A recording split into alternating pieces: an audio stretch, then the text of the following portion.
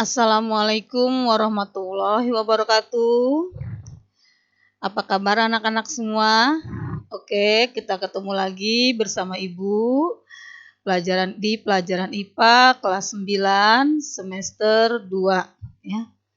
Kita akan lanjutkan materi yang minggu kemarin yaitu tentang kemagnetan. Oke. Kemarin sudah Ibu jelaskan tentang magnet, asal mula tentang magnet. Untuk hari ini, Ibu akan lanjutkan dengan materi yaitu cara membuat magnet. Ya. Magnet itu bisa dibuat dengan cara yang pertama menggosok. Ya. Misalnya, kita bisa mencoba membuat magnet dengan cara menggosok menggunakan benda logam seperti paku. Bagaimana caranya ya?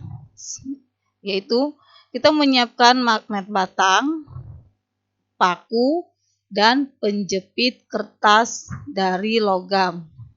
Kemudian kita gosok-gosokkan antara magnet batang dengan paku dengan menggunakan penjepit kertas. Hati-hati saat memegang paku ya. Oke, setelah menggosokkan kutub magnet pada paku secara satu arah ya. Jadi paku itu digosokkan secara satu arah selama beberapa kali.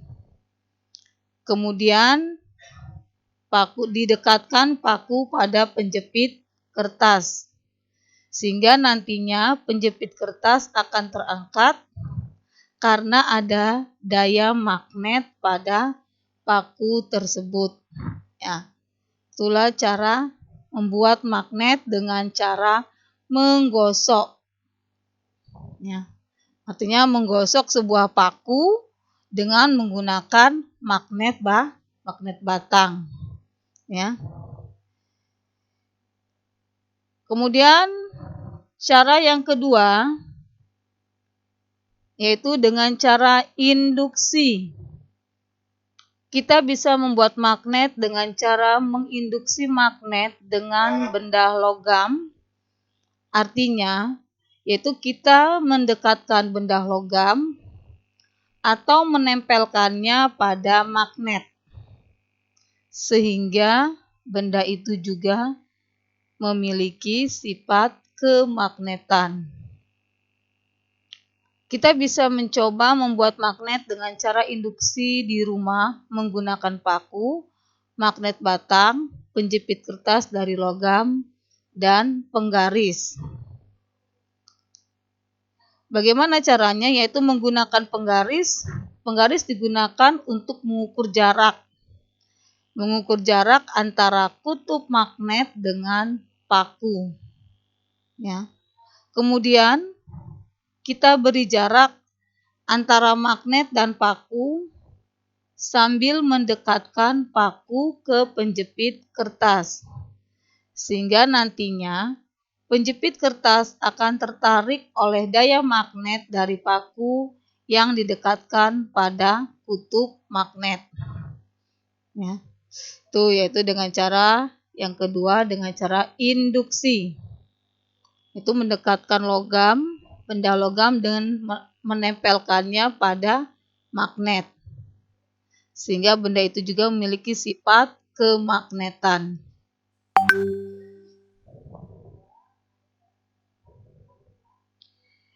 Cara membuat magnet yang ketiga yaitu dengan cara mengaliri arus listrik. Mengaliri arus listrik. Cara yang ketiga, kita bisa membuat magnet dengan cara mengaliri benda logam dengan arus listrik. Ya. Di sini arus listrik bisa membuat benda memiliki sifat kemagnetan yang disebut dengan elektromagnetik. Untuk membuat magnet dengan cara mengaliri dengan arus listrik, kita membutuhkan paku, kawat tembaga, 2 buah batu baterai, dan penjepit kertas dari logam. Nah, itulah bahan-bahan yang digunakan untuk membuat magnet dengan cara mengaliri arus listrik. Bagaimana cara membuatnya? Yang pertama, kita lilitkan kawat tembaga pada paku sebanyak 15 lilitan. Kemudian sisakan bagian kawat yang panjang pada kedua ujungnya ya. Nah, setelah itu kalian satukan dua buah baterai menggunakan lakban. Nah, dengan satu sisi kutub positif dan satu sisi kutub negatif. Jadi baterai ditempelkan ya, dilekatkan dengan menggunakan lakban. Kemudian tempelkan sisa kawat yang ada di kedua ujung paku pada baterai kutub positif dan negatif baterai.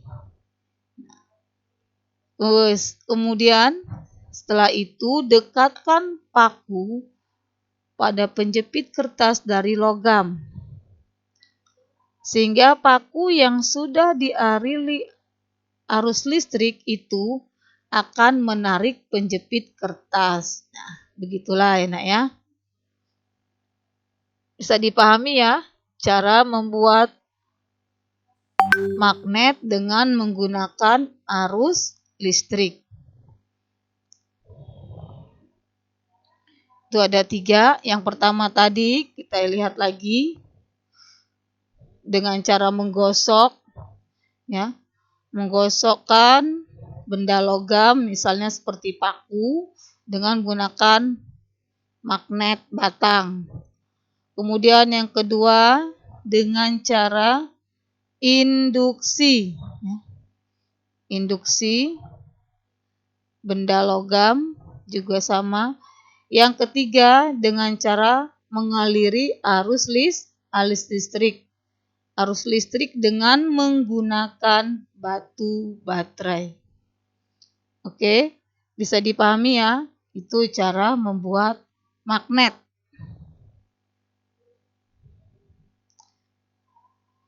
Sifat kemagnetan itu bisa dihilangkan ya. Jadi selain kita sudah bisa membuat magnet, itu sifat kemagnetan suatu benda juga bisa dihilangkan. Nah, jadi selain bisa dibuat, juga bisa dihilangkan. Bagaimana cara menghilangkannya ya? Ya, sifat kemagnetan pada benda itu bisa dihilangkan dengan beberapa cara. Yang pertama dengan dipukul, ya. Kedua dibakar, dan yang ketiga diberi arus listrik bolak-balik. Bagaimana dipukul? Apanya yang dipukul? Ya, kita lihat. Magnet atau benda yang memiliki sifat kemagnetan dipukul berkali-kali dengan benda keras, maka sifat kemagnetannya akan bisa hilang. Ya. Ini karena memukul magnet membuat magnet elementer. Artinya bagian paling kecil magnet, ya. Tidak beraturan atau berubah susunannya. Sehingga susunannya berubah. Kemudian yang kedua dibakar. Jadi untuk menghilangkan sifat kemagnetan suatu benda, yang kedua dengan dibakar. Di mana jika lama-kelamaan magnet atau benda yang memiliki sifat kemagnetan bisa hilang kemagnetannya jika dibakar. Kenapa?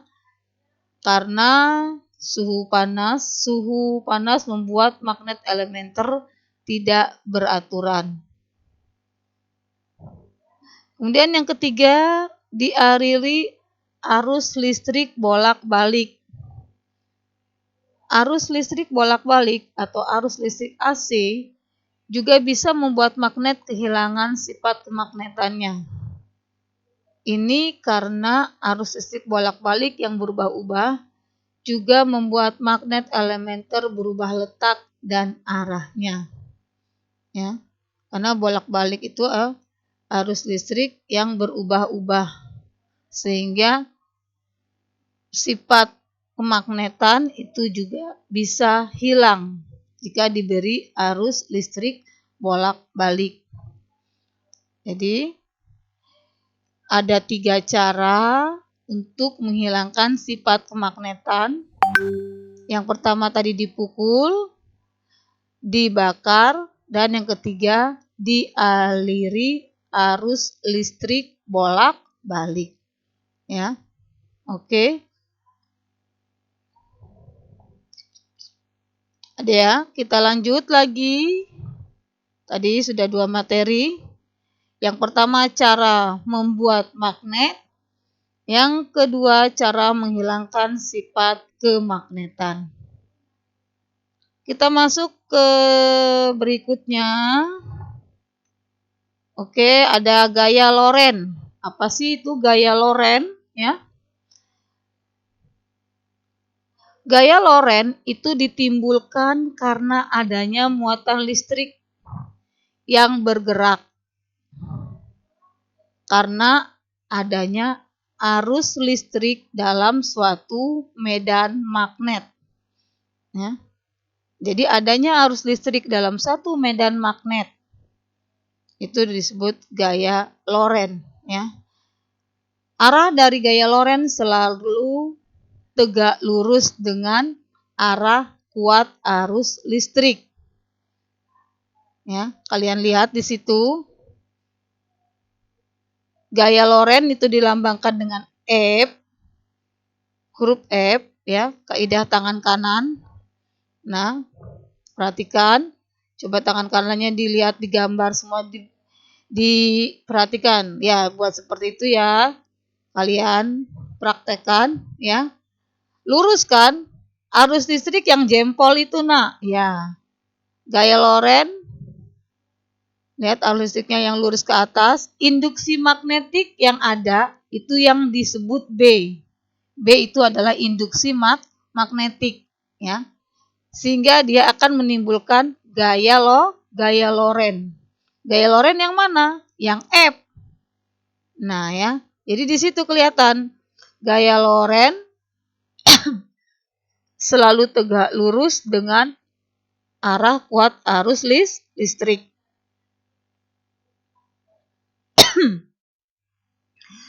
Kalian perhatikan ya, arus listrik yang I, ya, ke atas. Gaya Lorentz-nya yang ke bawah yang F. Dia tegak lurus ya, nak ya. Ya. Itu disebut dengan gaya Lorentz yang dikenal dengan kaidah tangan kanan.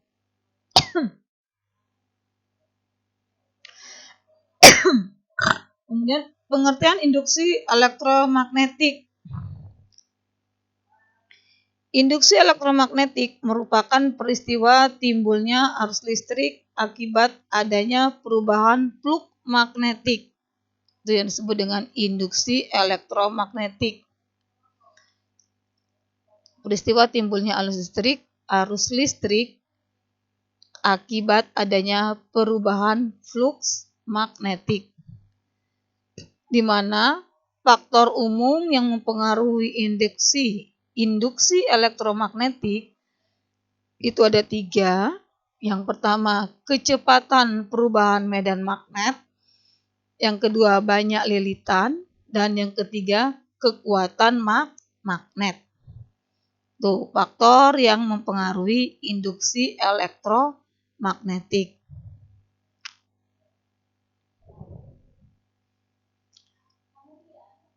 Bisa dipahami ya? Apa sih contoh induksi elektromagnetik dalam kehidupan sehari-hari? Ya. Contohnya yang pertama generator. Itu alat yang digunakan untuk mengubah energi gram ya atau energi kinetik, energi gerak sebetulnya ya itu ya. Bukan gram, sorry. Nah, itu dilihat gerak. Salah ketik dikit ya. Itu seharusnya huruf K bukan huruf M. Ya, mohon dipahami, ini dimaafkan. Alat yang digunakan untuk mengubah energi gerak atau energi kinetik menjadi energi listrik, ya. Ya. Di mana generator di belakang menjadi generasi AC atau alternatif kuret dan generasi DC atau diorder kuret.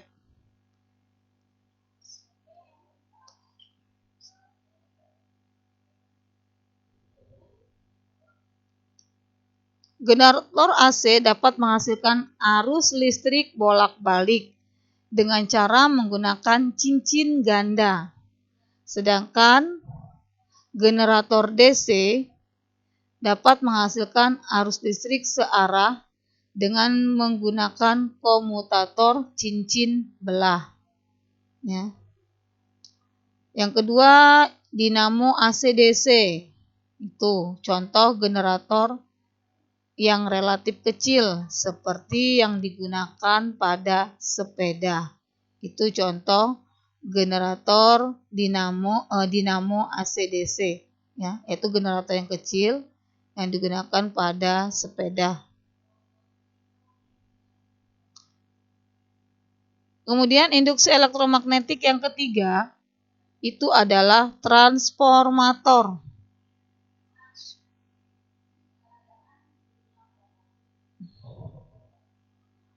Transformator atau biasa disebut trafo yaitu sebuah alat yang memindahkan tenaga listrik antar dua rangkaian atau lebih melalui induksi elektromagnetik.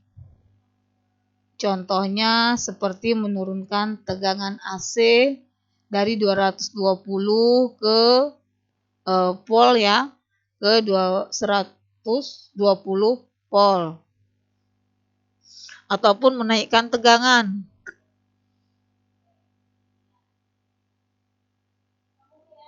Menaikkan tegangan dari 110. Soal itu dibenerin, Nak. Dari contohnya menurunkan tegangan dari 220 volt ke 110 volt maksudnya, ataupun menaikkan tegangan dari 110 volt ke 220 volt ya. Nah, untuk yang menaikkan tegangan itu namanya trafo step up.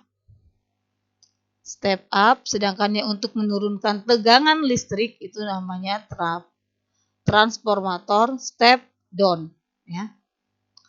Ada beberapa bagian yang terdapat di transformator atau di trafo, itu diantaranya yaitu kumparan primer, yaitu sebuah kumparan trafo yang dihubungkan ke sumber tegangan. Nah, kumparan sekunder itu merupakan kumparan trafo yang dihubungkan dengan beban. Kemudian yang ketiga, inti besi yang terbuat dari lapisan plat dinamo yang disusun secara berlapis-lapis. Ya. Mungkin kalian pernah lihat ya, trafo itu bentuknya seperti apa ya. Kalian perhatikan itu ada sebentuk kumparan ya. Atau lilitan kawat tembaga di mana di dalamnya ada plat dinamo ya yang disusun secara berlapis-lapis. Nah, ini tadi ya jenis-jenis trafo. Ya, tadi sudah Ibu singgung di depan. Jenis trafo ada dua. Yang pertama transformator step up.